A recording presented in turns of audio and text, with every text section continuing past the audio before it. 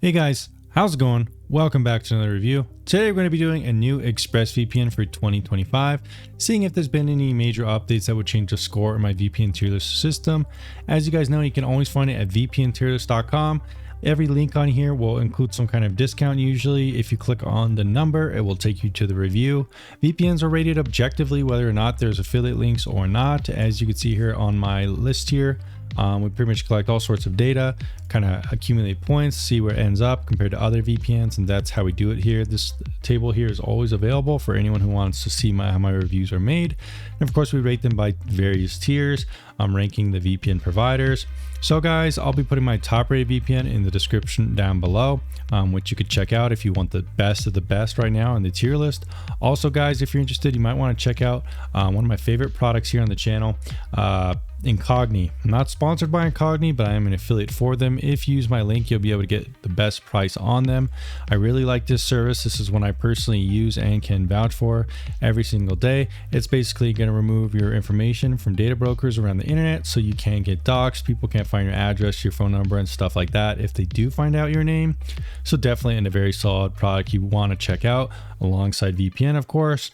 So guys, with that in mind, let's go ahead and check out ExpressVPN. So guys, as always, the first thing we do when reviewing a VPN is we check out the pricing and we kind of compare it to other VPNs. What do you get? What kind of bundles do you get? What kind of refund policy, and so on. So ExpressVPN was around $13 a month, which is pretty pricey, but a lot of VPNs are kind of in that price point, at least for the month-to-month plan nowadays. 28 months is more of a standard plan that you can get, 2 years for a VPN, and that's usually the best price you'll get. ExpressVPN is around $100 for 15 months, so that is pretty pricey here. $140 for 28 is also very, very pricey. Let me show you my top rated VPN, for example. So right now with my promo code and my link in the description down below with Nord, you could get 2 years or 28 months for $81, whereas ExpressVPN is $140. So it's around $60 more expensive, which in my opinion does not seem worth it. The interesting thing is they do give you some SIM data usage for holiday.com.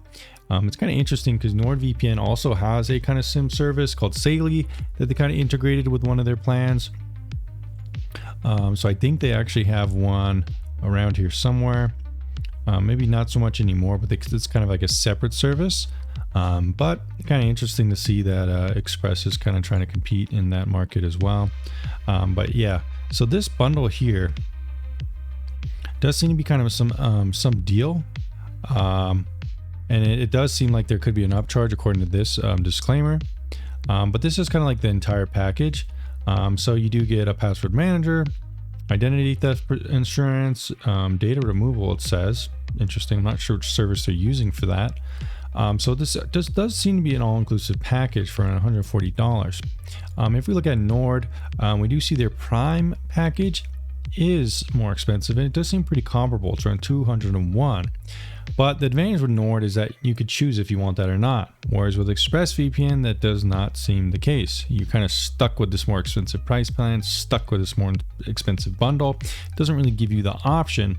Also, it's 7-day full access, test now, pay later. I'm not really sure if that's like, it's a 7-day trial, which is kind of nice, but still, I think they do have a 30-day money-back guarantee, which is really kind of what we're looking for, the most important thing. 8 devices at once is okay. I've seen more. It does be to see something they did improve, so we'll make an adjustment to the scoring there. So they do get one more point there. They didn't used to have that many connections, so I do think they made some small improvements here and there. You can easily cancel auto subscribe. It's probably something you're going to want to do if you do subscribe, because if not, it's probably going to be more expensive than this first term. They're not going to get points though, because they're not really $6 to $10, which is more affordable kind of price range. The yearly plan is also very expensive. They don't really offer a 3-year plan. Overall, they're not using too many annoying marketing tactics on the website, which I do like. So they're not going to get any discounted points for doing kind of sketchy things like that. But overall, I just think it's a bit pricey and a lack of options, meaning you can't just subscribe to the core VPN service. It's kind of restricting you and making you have to get this bundled, which is kind of annoying. All right, guys, now that we have checked out the pricing, let's go ahead and check out the application, see how good it is. I am going to have to eat this $13, But let's see if the 7-day trial works, which is actually kind of a nice feature. So the nice thing about ExpressVPN is that you just copy a code and download the application, and you don't have to wait for an email for your credentials and stuff like that. And that's the system they've always used, which is a nice system. I will give them that. I kind of wish more VPNs had this kind of system, but it is kind of a cool thing with Express. So this is what ExpressVPN's application looks like, and to be honest, it's looked like this for a long time. It's definitely one of the more simple applications out there, and it kind of has this retro like 70s feel about it. I don't really love that, and I kind of wish it did have a little bit more kind of a new techie kind of vibe about it. But that is just kind of like the GUI section, kind of like how I feel about it. But maybe you don't really mind this, and maybe you like a more simple application. But let's go ahead and take a look around. Basically, you go up here for the settings. Here's some of the kind of more integrated bundled option features, which you could see. But we could go into the options, and this looks pretty familiar to me. It hasn't really changed too much. We do have some kind of kill switches and split tunneling, which is nice. However, there was a pretty big split tunneling DNS leak, which didn't really make ExpressVPN look that good. We do see some advanced protection, which is kind of cool. This is kind of competing more with NordVPN, some ad blocking, stuff like this, and threat protection, blocking trackers, malicious sites, which is nice that this will do when you're connected to the VPN. So I do think this is a new tab. We do see some protocol options here. However, to this day, we still not see WireGuard. ExpressVPN is the only VPN that uses Lightway, and eventually they kind of open sourced it, but still, I don't really understand why they insist on using their own protocol, whereas every other VPN kind of acknowledges that WireGuard is the best one. I haven't as personally been able to get as good as speeds with this protocol, but that is how it is. It seems like they're stubborn about that and sticking with it. That's about it. Really not too much more to ExpressVPN than that. And let's kind of see if there's any major changes from the last review. So guys, I've kind of been doing some research to see if there's been any big changes from my last review. Some of the stuff that I wish ExpressVPN had, it still does not have, such as a SOC site proxy. It says it does not offer what other VPNs do. So it's definitely disappointing they don't offer that feature. They do offer some other things though that is new. For example, they do have an Apple TV app now. So that's definitely a pretty solid thing to have. A lot of VPNs do not have that. We've also kind of given them points for having that password manager integrated with the pricing plan. They also have some kind of data broker removal tool integrated within. Data breach alerts are kind of cool things they integrated. They even have dedicated IPs now, which they did not have before. And I'm going to give them a point as well. Since if we do look at the updates, it does seem like they're updated lots. So seems like they've updated it 5 times in January alone. So we always like to see VPNs with constant updates. If a VPN is not up to date, it could mean the product is stagnating, the company doesn't have enough money to pay engineers, or just generally it's kind of it's kind of lost its like momentum as a product, and it's kind of dying maybe. That's just kind of like how I view it. You know, you might view it the same. You kind of want your product to be up to date and showing that it's improving and stuff like that. And that's kind of one of the metrics that we look at, especially nowadays. So I would say it's kind of improved its application score quite a bit. They could improve stuff like adding WireGuard one day, maybe adding a Linux GUI, DNS controls, port forwarding, SOC site proxy. They could open source the application more, add remote VPN capabilities, kind of like NordVPN has. Maybe V2Ray, integrate some kind of antivirus within their bundle. There's still some room for them to grow, but they've made some good improvements, I would say, compared to my last review. Seems like in the last year, they've definitely done some improvements, not that much improvements to change that much.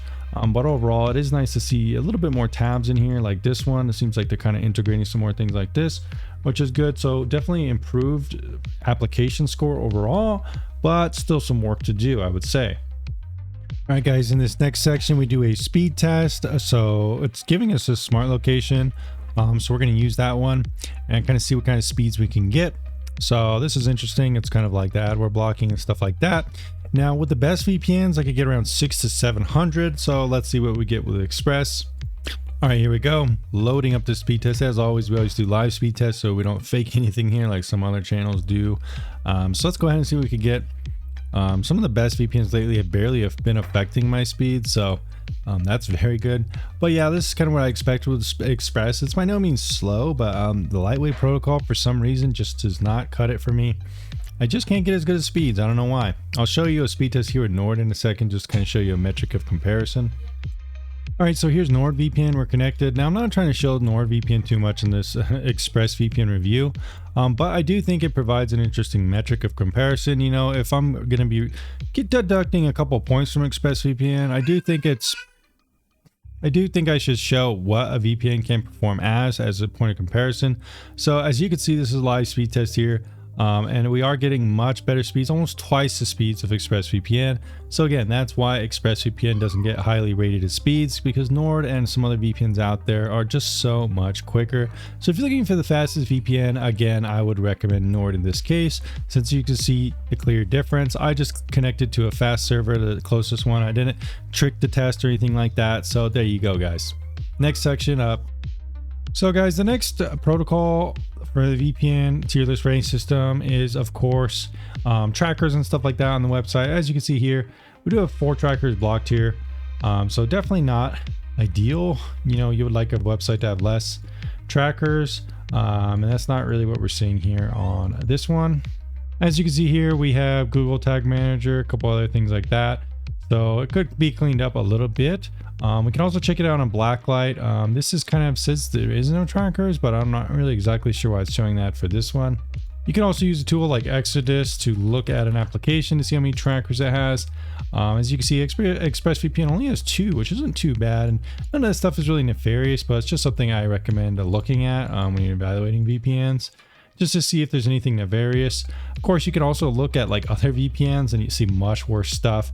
For example, something like this, it's probably just like spyware. You can see all sorts of stuff going on here.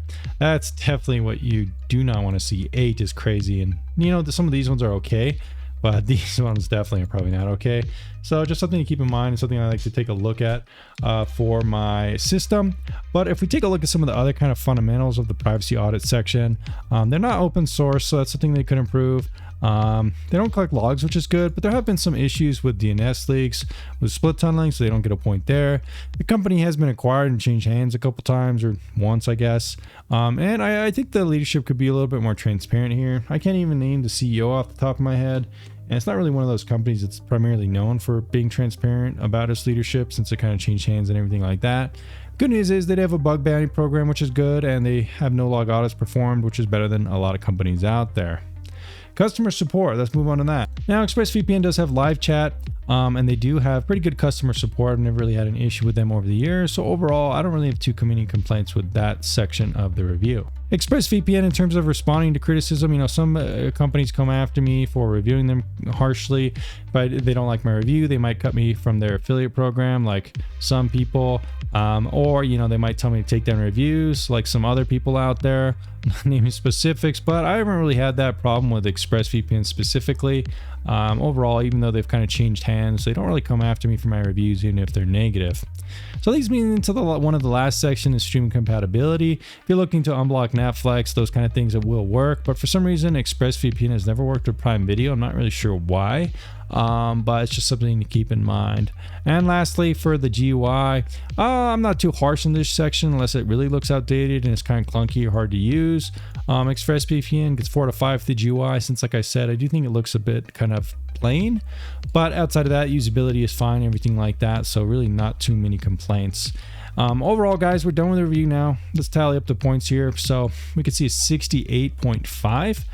That's definitely a bit higher than it was last time. Definitely got a bit more points there. Right behind TorGuard VPN. But I do think ExpressVPN has done some pretty cool things recently, adding a little bit more bundled options. I just wish they gave you more options when choosing the pricing plan, so you didn't have to get all those options and you could pay a cheaper price. They could add WireGuard to really improve the speeds. That'd bump them up another couple points. If they added WireGuard, they'd probably get a 5 out of 5 for speed, and honestly, that would put them above TorGuard and pretty high up there. It is one of the bigger VPN providers, and you know, you could see the budget does kind of have an impact on some VPNs being constantly updated, stuff like that, bug bounty, no log audits, and things like that. And some cool features in the application. Overall, ExpressVPN, not bad, but is a VPN I would recommend. Well, not especially. It's going to be right above TorGuard, or right behind TorGuard, right around where TorGuard is in the B tier. Just kind of an average VPN right now. Doesn't quite get as good as an A-tier VPN. If it had WireGuard, it probably would be there, but not quite there yet. Like I said in this review, I would go with Nord if you want something like ExpressVPN, but with more options that's cheaper.